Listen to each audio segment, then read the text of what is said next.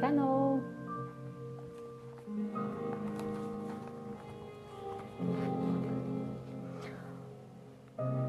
Ингээд өнөөдөр сайн уу? Өнөөдөр найзуудтай зориулаад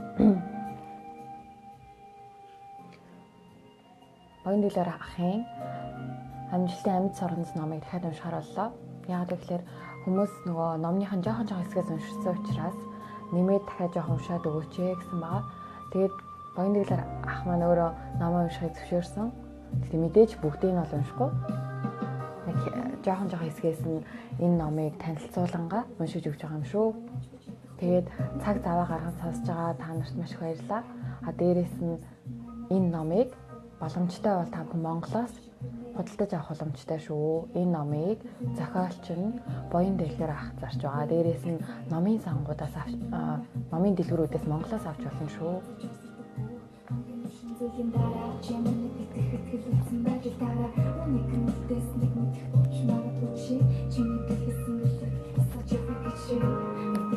За өнөөдрийн унших хэсэг нь болохоор Ахуйн бодлосоо ангижир.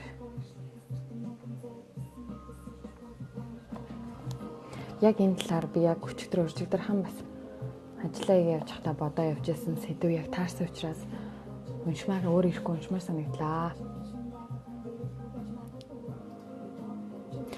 Таарлцсан гудам болгон руугаа ороод байвал хизээч зорьсон газраа хүрэхгүй шиг орж ирсэн нэг бодлоос нөгөө бодол руу өсчээд байх нь яавч амжилттай болгохгүй. Тиймээс хэрэгтэй зүйлээ бодож сурнаа гэдэг маш том өөрчлөлт. Тарих хэдхэн секундэд ч юм бодохгүй байж чадахгүй заавал ямар нэг бодлоор өөрийгөө дүүргэж байдаг. Тэр нь өдөр тутмын үйлдэлээ сонгох, төлөвлөх зэргээс гадна ямар ч утгагүй олон бодол эргэлтэх нь бий. Заавал бодох ёстой юм бол хэрэгтэй зүйлээ сонгон бодож түүнийхээ гүн рүү аялсан нь дээр үзье. Дахин хэлэхэд бодлоо сонгодог хүн болон бодолдоо чирэгддэг хүний үг яриа хийх үйлдэл нь хоорондоо тэсвэр байдаг. Та бодлоо сонгодог уу эсвэл бодолтой нь таныг сонгодог уу? Бодол таныг аз жаргал ба амжилт руу хөтлөнө. Эсвэл тэндээс холдуулна.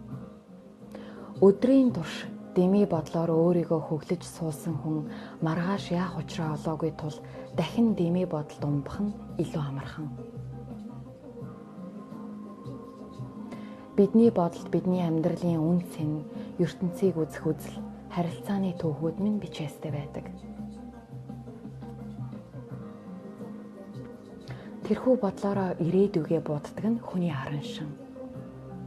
Гэхдээ ирээдүй заавал өнгөрсөн шиг минь адилхан байх албагүй учраа бодол санаагаа шинжлэхэд л ирээдүй өөрчлөгдөх нь мэдээж. Ахуйн бодлоосоо ангижрахгүй бол амжилтын төлөө хэрхэн тууштай явж чадах вүлээ? Өдөр бүрийн бодол нь тоо, шанага, хүлээ, нүүрс, хэрэглээ гэд бодоод явбал нэг л мэдхэд нас явдаг. Амьдралын аар сархан зовлондоо уягдан алс холын зориггүй амьдарч байгаа нь хүний өөрийнх нь л асуудал. Ховийн зовлондоо дарагдан байхдаа тэрхүү зовлонгоос үүссэн бодолтой хүн баригддаг. Харахад бүгд л хэрэгтэй ажил, хэрэгтэй бодол мэт боловч үр дүнгүй, зөвхөн хоосон орон зайг нөхсөн, эдгээр ажил мэт харагдах хүлээс, бодол мэт харагдах хүлээснээсээ ангижрах ёстой. Та хүснээ бодох эрхтэй. Гэвч таны тэр эрх чинь таныг өгүүрүүлж байгаа бол хүснээ бодох эрхээ өөрчлөх эрхтэй. Харин өмнө нь хийж байгаагүй, бодож байгаагүй тийм ертөнц рүү шургах ёстой. Олонх нь бусад хүмүүс юу гэх бол гэдгээс имэн бусдын үгэнд боолчлогдсон, галт цоггүй болж, сурч мэдсэндээ аархаж, бүхнийг мэдгчиг аашилдаг.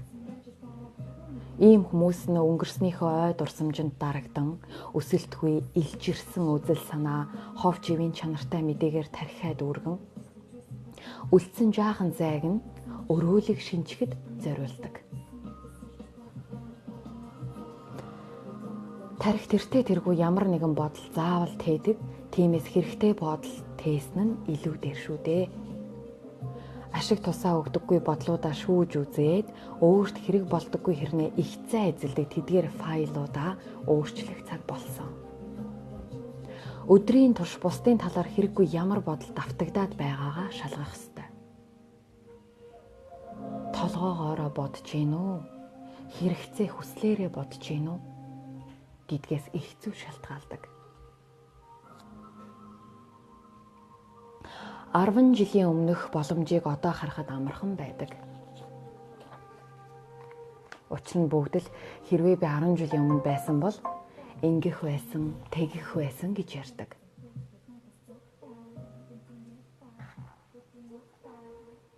Учир нь ирээдүгээс өнгөрсөн цаг хугацаа амар хэлбэр харагддаг. Хэрвээ та 20 жилийн өмнө яг энэ сэтгэхүйтэйгээ байсан бол өнөөдөр Монголын тэргүүн баячуудын нэг нь байх нь тодорхой. Учир нь тэр үед газар, бизнес, үйлчилгээ гэд бүх зүйл сонголт хийх байсан. Мэдээж өнөөдөр энд боломж бидэнд хамаагүй байгаа юм шиг санагдах нь мэдээж. Тэгвэл 10 жилийн дараа өнөөдрийг дурандах юм бол бас л тэгэж тэнэг байж дээ л гэж бодох байх. Одоо харагдахгүй байгаа зүйлийг хожим харж чадаж байгаа нь бидний оюуны хэмжээс байгаа юм. Тэгээд ирээдүйд дахин 20 жилийн өндөрлгөөс харуул бүх чих зүйлийг харж чадна. Мэдээж яг одоо эргэн тойрноо хараад тийм их боломж байгааг олж харж чадахгүй байгаа нь л хамгийн хэцүү. Гэтэл бидний амьдрал тийм ч олон 20 жил тохиогоод байдаггүй. Ирээдүгээ эндээс харахад бүрч хэцүү бөгөөд сайхан мөрөөдлөөс өөр зүйлийг бид олж харж чадахгүй. Харин тэндээс өнөөдөр рүүгээ харвал маш их боломж тойрон хүрээлж байхад би юу хийж байсан бэ гэж дуу алдаж мэднэ. Яаж чижээгээд амьдралд өөрчилж болохгүй зүйл байх нь мэдээж боловч бидний зүгээс өөрчилж чадах, хөгжүүлж болох маш олон зүйл, бараг л бүх зүйлийг өөрчилж болохоор байдаг. Бидэнд нэг дор 3 нүд бий. Бид зөвхөн байгаа ертөнцөө л олж хардаг байх юм бол туршлагаа мартаж, тэмүүлэл огоорч зөвхөн одоо байгаадаа л хянагдана гэсэн үг.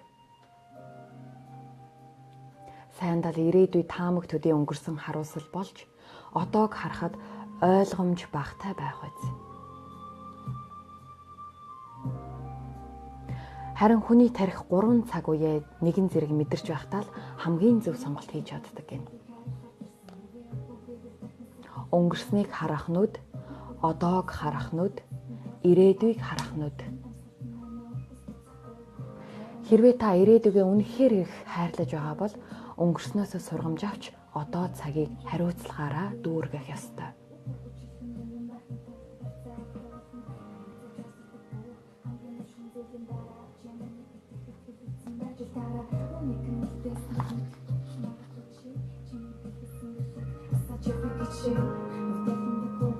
Хүн байх ёстой газраа л хамгийн их өсөж хөгждөг гэдэг үгийг Буян Дэлгэр ах маань өөрөө хэлсэн байна. За ингээд энэ богинохон хэсгийг уншаад намаа дуусгая. Интернетээс болоо жоохон гацаад байгаа. Дараа нь тавигдсан байхад гайг болно гэж найдаж байна.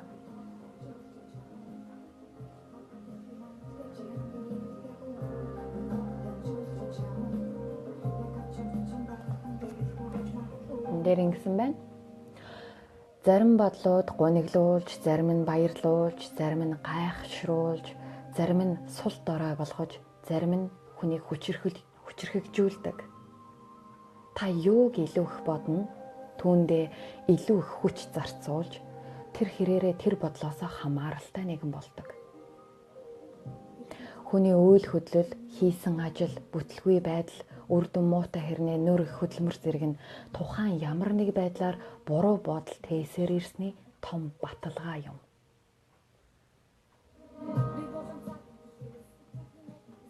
үр дүн хизээч худлаа байдаггүй. Яагаад гэвэл үлдэж буй үр дүн болгон та хаана хизээ юу хийж байсны чинь бодит гэрч болон үлддэг. Гэтэл та өөрийнхөө бодолд маш чухал ажлыг зөв цагт нь хамгийн сайнаар хичээнгүйлэн хийсэн гэж бодож болох юм. Харин үр дүн нь огт хэрэггүй зүйл байсан бол гаргасан хөлс нь биш, үр дүн чинь л үнний гэрч болно. Болж өнгөрсөн бүх зүйлийн гол эзэн нь би өөрөө гэдгийг хүлээн зөвшөөрөхөөс нааш бид ирээдүйнхээ эзэн нь байж чадахгүй. Болж өнгөрсөндөө хариуцлага хүлээх дургүй хүнээс ирээдүйн айхан мэдээж.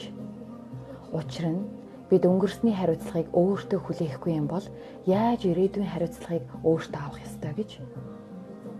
Тиймээс бид цаг хугацаа, орон зайн завсарт хавчигдан хохирч үлдэхгүй тулд бодит байдлыг өөртөө хүлээн авах ухамсартай байх ёстой. Гэтэл бид алтыг нь авч авдрыг нь хаях хандлагатай байж болохгүй. Үр дүнгийн хариуцлагыг өөртөө хүлээсэн хүн дараагийн үйлдэл ба сонголтондоо хянамгааг бөгөөд хариуцлагатай хандах нь мэдээж. За ингээд 2 хуудас хэрэгтэй уншсан байна. Ингээд цаашаа уншаал байхаар ингээд хэсэг болгон нь маш чухал зүйлсүүдийг илэрхийлж байгаа учраас та бүхэн хүсэх юм бол энэ номыг монголоос сахиулан авчирч уншиж болно. Ингээд надтай хамт ном уншсан та нартай маш их баярлалаа. Ном уншсныхаа төгсгөлд нэг зүйлийг жишээ болгоод энэ номтой холбоотойгоо нэг зүйлийг жишээ болгоо хэлэх гэсэн. Би нэг эмэгтэйг таньдаг. Тэгээд тэр эмэгтэй болохоор 7 өнөخت юу хийх ингээ ажлаа бүгдийг төлөвлөдөг. Тэгээд идэх хоолоо төлөвлөдөг. Явах ажлаа. Тэгээд ингээ гэрийнхаа цэвэр цэмцгэр байх хэвээр байдал ингээл гэрээ цэвэрлэг, хоол унд хийх, хувц сунар угаах, өмсөх гэл ийм юмдар амар их ингээд цагийг зарцуулдаг. Юусэн ингээл хамаг амьдрал нь юусэн өнөөдөр ямар хоол идэх вэ, маргааш ямар хоол хийх үү, өнөөдөр юу идэх үү, эсвэл өнөөдөр ингээ гэрээ цэвэрлэхгүй болохгүй, гэр муухай байна ч гэдэг юм амар тэрэн дээр анхаардаг. Тэгээд би саяхан бас нэг хүнтэй танилцсан. Тэгтэл тэр хүн болохоор ерөөсөө тийм зүйл дээр анхаардгүй. Шивэд хүн. Тэгээд тэр хүн болохоор би ингээд бүхэл өдрийнхаа бүтэн энэ цагийг за би ингээд завгуулчлаа. За баяртай.